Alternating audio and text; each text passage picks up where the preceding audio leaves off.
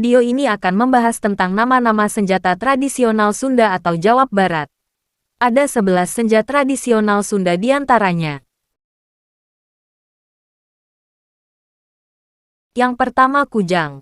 Kujang ialah salah satu senjata tradisional Jawa Barat yang bentuk aslinya mirip kudi yang awalnya digunakan sebagai alat pertanian. Namun karena perubahan zaman, kudi menjadi senjata tradisional. Senjata tradisional ini dibuat dalam berbagai variasi yang merupakan inti dari ajaran budaya Sunda berupa burung dan unggas, hewan berkaki empat, juga katak. Berdasarkan variasi ini berbagai kelompok senjata kujang diberi nama tergantung pada morfologi flora dan fauna budaya Sunda. Misalnya, kujang jago, kujang kuno, atau kujang naga. Lalu, ada juga yang disebut kujang ciung yang menjadi salah satu senjata populer dan juga berlaku sebagai senjata khas Jawa Barat.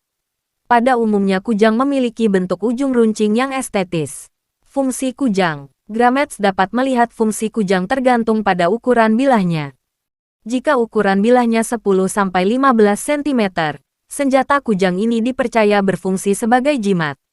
Jika ukuran bilahnya 20–35 cm, senjata itu tergolong kategori pusaka.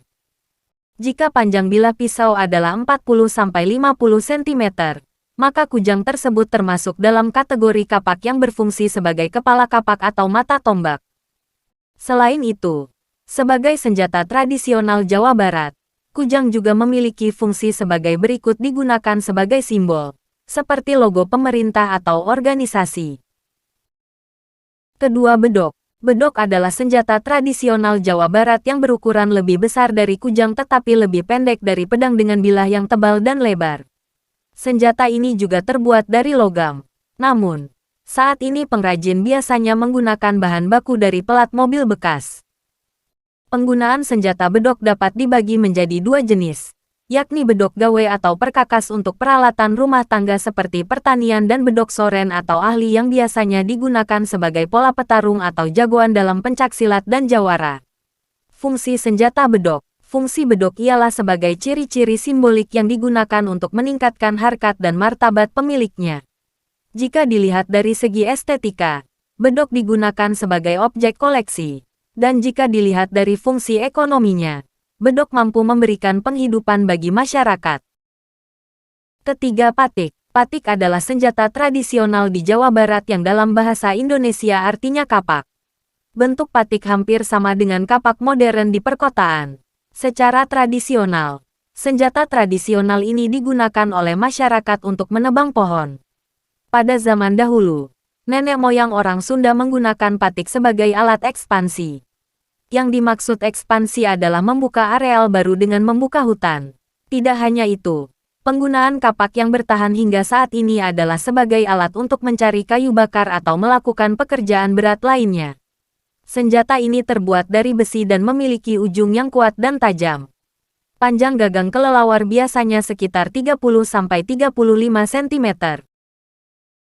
Keempat, congkrang. Congkrang adalah salah satu senjata tradisional Jawa Barat yang berbentuk seperti cangkul, tetapi jauh lebih kecil. Senjata tradisional ini tidak digunakan sebagai senjata tempur, sehingga umumnya kurang tajam atau tidak runcing. Senjata tradisional congkrang terutama digunakan untuk mencabut rumput liar dari tanah. Tidak hanya itu, senjata ini juga digunakan untuk membersihkan rerumputan dan tumbuhan liar di persawahan dan kebun. Senjata congkrang juga memiliki beberapa keistimewaan, seperti kemampuan mengikis rumput hingga ke akar-akarnya. Senjata tradisional ini sudah ada sejak lama dan masih menjadi alat berkebun yang digunakan wanita untuk membantu suaminya. Kelima, ani-ani atau ketam atau etem dalam bahasa Sunda. Dalam bahasa Sunda, ani-ani atau dikenal dengan sebutan etem atau ketam. Senjata tradisional Jawa Barat ini digunakan untuk memanen padi. Senjata ini biasanya berbentuk pisau kecil yang bisa disembunyikan di telapak tangan. Senjata tradisional pemanen padi ini menjadi pilihan karena berkembangnya kepercayaan bahwa orang Sunda dan Jawa tidak boleh menggunakan parang dan arit. Dalam kepercayaan ini, Dewi Padi dan Nyai Pohaci Sang Hyang Sri diyakini memiliki kepribadian yang tenang dan lembut, serta ditakuti oleh senjata tajam seperti parang dan arit. Karena itu, jika Sang Dewi takut, hasil padi yang diperoleh akan buruk. Memanen padi dengan batang yang terpotong tidak hanya membutuhkan waktu, tetapi juga membutuhkan waktu untuk memotong batang. Jadi saat itulah para petani harus menggunakan senjata ani-ani untuk membantunya. Namun, senjata ini memiliki kelemahan yaitu membutuhkan waktu yang cukup lama, karena setiap pegangan harus dipanen secara akurat. Keenam, sulimat. Sulimat merupakan senjata tradisional Jawa Barat yang dikembangkan untuk bekerja di sektor perkebunan, khususnya industri kelapa. Senjata ini biasanya digunakan untuk merobek atau mengupas kulit kelapa. Senjata tradisional ini memiliki dua sisi, bidang horizontal dan bidang vertikal. Sisi horizontal didorong ke tanah untuk bertindak sebagai kaki atau alas, dan sisi vertikal bergerak ke kanan karena digunakan di sisi itu untuk memisahkan buah kelapa dan seratnya. Senjata tradisional ini memang jarang ditemukan, namun kegunaan senjata ini sangat membantu dalam membuat batok kelapa bekerja lebih cepat. Mengupas kelapa lebih efisien jika menggunakan sulimat. Bahan yang digunakan untuk membuat sulimat disambung dengan besi untuk membuat kedua sisi senjata, seperti yang telah disebutkan di atas. Namun seiring berjalannya waktu, senjata ini semakin langka ditemukan dan menjadi salah satu senjata tradisional Sunda yang paling canggih. Ketujuh, gacok. Gacok adalah senjata tradisional Jawa Barat dengan bentuk runcing seperti garpu besar. Gacok biasanya digunakan untuk pertanian dan peternakan yang biasanya digunakan untuk mengumpulkan rumput kering, membersihkan kandang, dan membersihkan jemuran. Senjata tradisional ini memiliki gagang berbentuk cangkul. Namun bedanya dengan yang lain, senjata ini tidak bisa menggunakan gakok untuk menduduki tanah. Berbeda dengan cangkul, senjata tradisional ini merupakan senjata yang populer di kalangan petani. Selain harganya yang relatif murah, senjata ini juga sangat ringan, hemat energi dan mudah digunakan. 8. Bajra dan Gada. Bajra dan Gada adalah senjata tradisional Jawa Barat yang digunakan pada zaman prakemerdekaan sebagai alat perlawanan untuk mengusir penjajah. Bentuk senjata ini merupakan senjata yang digunakan dengan cara mengayun dan memukul. Senjata tradisional Jawa Barat ini biasanya berubah-ubah sesuai dengan kebutuhan penggunanya. Gada juga ditemukan saat ini dan memiliki paku di kedua ujungnya. Jadi jangan meremehkan goresan dan vajra yang ditimbulkan gada. Dalam pertarungan tangan kosong, musuh yang diserang penderita luka dan pendarahan yang sangat mematikan, dan bahkan bisa melihat kepalanya. Pada zaman dahulu senjata ini populer karena bahan yang digunakan sangat sederhana.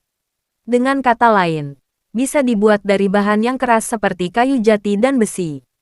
Namun, seiring berjalannya waktu, senjata ini sudah begitu dilupakan sehingga keberadaannya biasanya hanya bisa ditemukan di museum. 9. Balincong. Balincong adalah senjata tradisional Jawa Barat berbentuk kapak dengan dua sisi tajam. Senjata ini biasanya digunakan untuk membantu dalam pekerjaan pertanian. Hal ini menjadikan senjata balincong jadi salah satu senjata paling populer di sekitar pedesaan. Senjata tradisional ini memiliki ujung besi. Meskipun gagangnya terbuat dari kayu, ujung sendiri-sendiri memiliki dua sisi dengan bilah yang sama. Sekilas, senjata itu menyerupai kapak. Namun, balincong tidak memiliki sisi senjata yang datar dan lebar. Senjata balincong digunakan sebagai alat untuk menggali tanah dan memecahkan batu di ladang. Senjata ini juga berguna untuk tugas-tugas seperti membangun saluran irigasi di sawah dan memperkuat aliran sungai. Balincong terbagi menjadi dua jenis yakni balincong panjang yang biasanya memiliki panjang sekitar 52 cm dengan lebar mencapai 10 cm berbentuk horizontal. Balincong jenis ini biasanya digunakan untuk pekerjaan yang sangat berat. Sedangkan balincong kecil memiliki ukuran panjang sekitar 38 cm dengan lebar pipinya 6 cm dan digunakan sebagai senjata alternatif kebutuhan kerja lainnya. 10. Baliung. Baliung adalah senjata tradisional Jawa Barat berbentuk kapak modern. Senjata ini biasanya digunakan untuk menebang pohon besar. Di daerah lain ada senjata seperti baliung yang hanya berbeda nama dan penyebutannya. Panjang gagang senjata tradisional ini adalah 30–35 cm. Gagang senjata ini terlihat sangat tebal dan berat. Hal ini dikarenakan tingkat tekanan dan daya potong yang sangat tinggi dari senjata ini. Selain itu, Senjata ini juga memiliki sisi dan ketebalan yang tajam sehingga dapat menggores kulit pohon yang keras.